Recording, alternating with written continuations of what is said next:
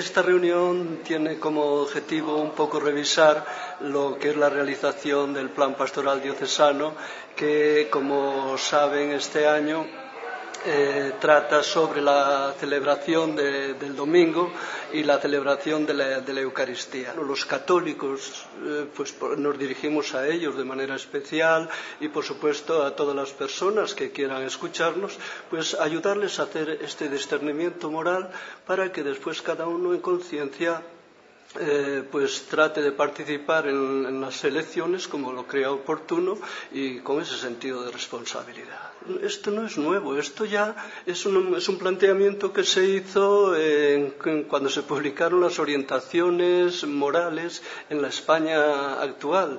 La nota esta es recoger lo que entonces allí ya se decía. Bueno, despois no cada día a veces tamén se decantan os pronunciamentos dos obispos nun tono partidista, interpretacións moitas veces interesadas ou por un lado ou por outro.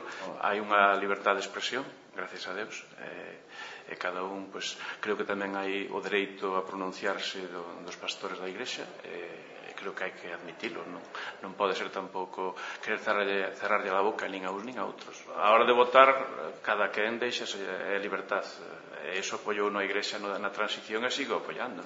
Unha lei que deixe en mans de... Normalmente unha persona cando está nunha situación de presión psicolóxica, de presión social, de presión ambiental, de presión das dificultades concretas, non hai que axudala, colaborar a que